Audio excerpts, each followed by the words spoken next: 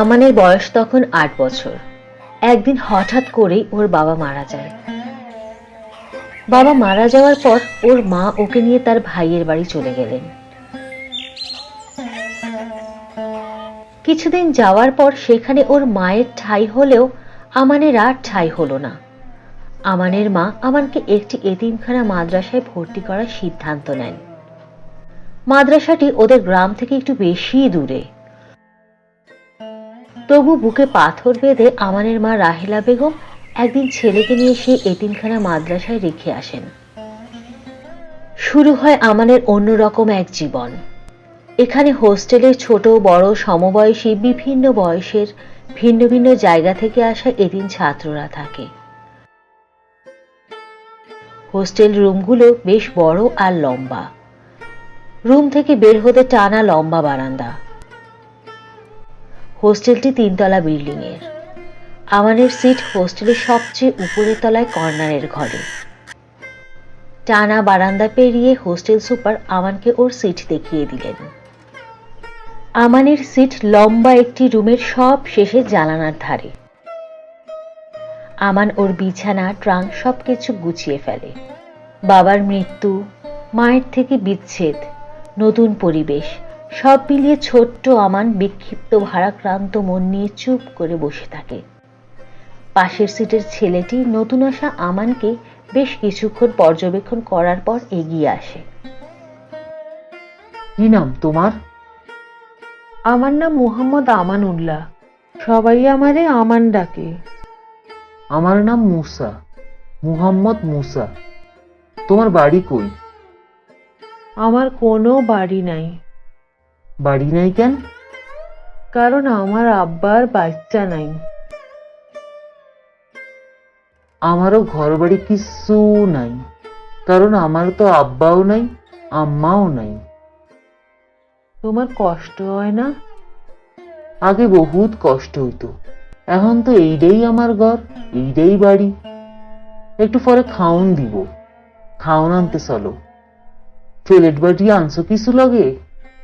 আমান ওর trunk থেকে plate বের করে। মুসাও ওর প্লেট আর বাটি নিয়ে রুমের আরো ছাত্রদের সাথে খাবার ঘরের উদ্দেশ্যে এগোয়।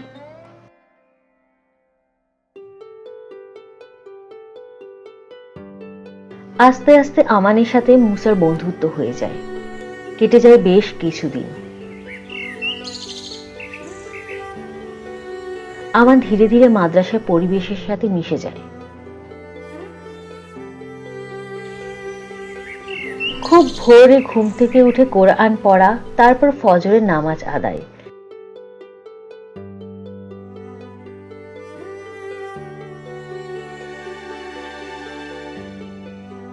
কিছু সময় ঘুমিয়ে উঠে নাস্তা করে আবার পড়া।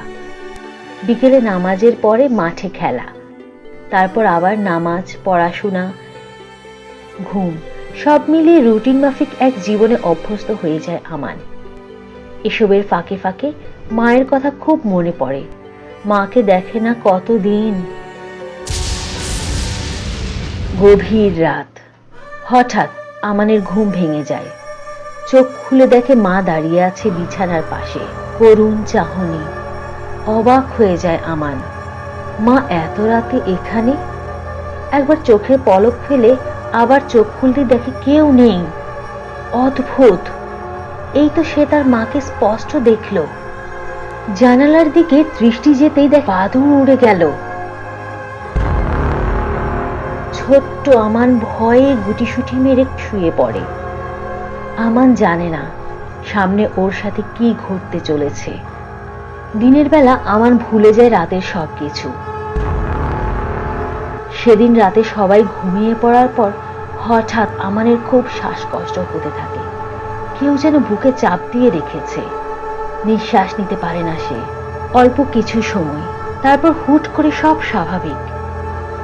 কাশতে কাশতে আমান প্রকৃতির ডাকে সাড়া দিতে যায়। আমান যখন টয়লেটে ঢোকে ওর কাছে মনে হয় কেউ ওর পেছন দিয়ে পাশে টয়লেটে গিয়েছে। সেখান থেকে বের হওয়ার আগে পিছনে ঘুরে দেখে সবগুলো টয়লেট ফাঁকা, ভেতরে কেউ নেই।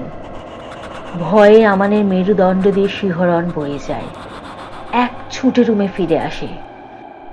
কি হচ্ছে এগুলো ওর সাথে? বেচারা কিছুই বুঝতে পারছে না। সকালে আবারও সব ভুলে যায় আমান।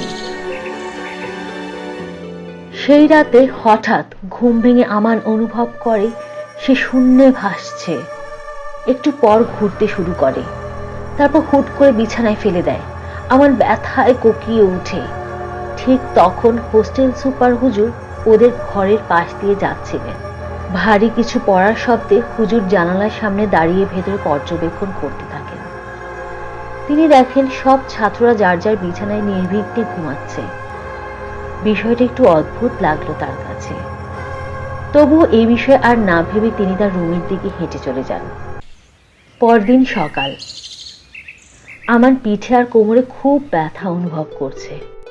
বুঝতে পারে না ঘুম ভাঙতেই হঠাৎ এভাবে কেন ব্যথা করছে। মুসা হোস্টেল সুপারকে জানালে হুজুর আমানকে দেখতে আসেন। কিরে আমান, কি হয়েছে তোর? হুজুর, আমার পিঠে আর কোমরে অনেক ব্যথা করতেছে। হঠাৎ করি আবার ব্যথা কিনলেন? কোনো হরিজাই ব্যথা হইছস নি?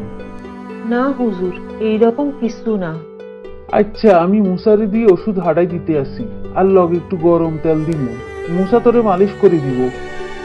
হুজুর মুসাকে সাথে নিয়ে চিন্তিত মুখে চলে গেলেন। মুসা, তুই কিন্তু আমানের দিকে খেয়াল রাখিস। অন্যরকম কিছু চোখে পড়লে তাড়াতাড়ি আরে খবর দিবি। হুজুর, আমানের কি হয়েছে? অন্য তেমন কিছু হয় না, তাই খেয়াল রাখিস, ওই তো হারে। জি আচ্ছা হুজুর। বেশ কিছুদিন পর এক রাতে আমান শুয়ে আছে। সব ছাত্ররা ঘুমিয়ে পড়েছে, কিন্তু অজানা কারণে আমানের চোখে ঘুম নেই। হঠাৎ আমানের মনে হলো কেউ যেন ওর গায়ের কাঁথা টেনে নিয়ে যাচ্ছে। আমান আবার কাঁথাটা ভালোভাবে গায়ে টেনে নিল। আমান বেশ ভয় পেয়ে গেল। উঠে বসতেই যাবে, ঠিক এমন সময় আমান দেখলো ওর মুখের সামনে একটা মুখ ভাসছে। কি ভয়ঙ্কর, আত্মা কাঁপিয়ে দেওয়া সে চাহনি। বিকট আর্তনাদ করে আমান বিছানায় পড়ে গেল। আমানের চিৎকারে ঘরের সকল ছাত্র জেগে উঠল। ছুটে এলো হোস্টেল সুপার হুজুর। এসে দেখলো আমানের চেহারা নীল হয়ে আছে। জ্ঞান শূন্য আমান হাত পা বেঁকিয়ে অস্বাভাবিকভাবে বিছানায় পড়ে আছে। মুসা তাড়াতাড়ি পানি আনলো। হুজুর পানি ছিটিয়ে আমানের জ্ঞান ফিরানোর চেষ্টা শুরু করে। কিছুক্ষণ পর জ্ঞান ফিরে আসতে আমান উপরের দিকে ভয়ার্ত দৃষ্টিতে চেয়ে কিছু বলার চেষ্টা করে, তারপর আবার অজ্ঞান হয়ে যায়। হুজুর বুঝতে পারেন আমানের উপর কোনো দুষ্ট জিনের বদনজর পড়েছে। হোস্টেলের মাঠে 3টি গোল বৃত্ত আঁকা হলো। একটি বৃত্তের মধ্যে অচেতন আমান শুয়ে আছে। আরেকটি বৃত্তে মাদ্রাসার একজন বড় হুজুর বসলেন, হাতে দোয়া পড়া পানির একটি বোতল। 2 বৃত্তের মাঝে একটি মোমবাতি জ্বালিয়ে রাখা হয়েছে। শেষ বৃত্তটি একটু বড়, সেখানে হোস্টেল সুপার হুজুর সহ আরো কজন ছাত্র ভয়ে ভয়ে দাঁড়িয়ে। হুজুর দোয়া পড়তে শুরু করলেন। দোয়া পড়তে পড়তে আমানের গায়ে পানি ছেটাতে লাগলেন। 3 বার পানি ছিটানোর পর আমান উঠে বসে। কোনো বাতাস নেই আশেপাশে, তবু মোমবাতিটি অদ্ভুতভাবে নিভে গেল। বোঝা গেল দুষ্ট জিন আমানের শরীরে ভর করেছে। অশরীরী কণ্ঠ শুনে ছাত্ররা সব ভয়ে আরো কুটিসুটি মেরে দাঁড়ালো। বল তুই কে? কেন আমাদের শরীরে ভর করেছিস? যদি না বলি কি করবি? তুই বলবি নাকি তোকে বন্দি করব? বলবো না আমি। এই ছেলেকে আমি আমার সাথে নিয়ে যাব। কেন ওকে তুই সাথে নিয়ে যাবি? তাও বলবো না। বলবি নাকি শাস্তি দিব?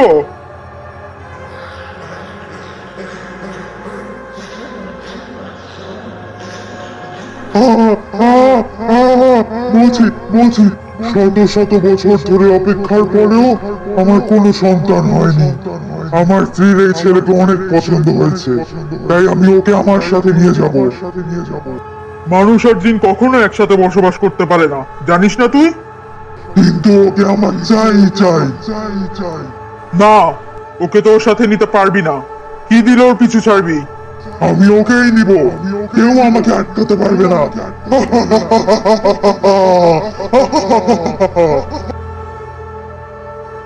তুই এখন বন্দী আছিস, চাইলেও এই বৃত্ত থেকে বের হতে পারবি না। হুজুর আবার পানি ছিটিয়ে দোয়া পড়ে জিনটাকে একটা বোতলে বন্দি করে ফেলেন। সবাই স্বস্তি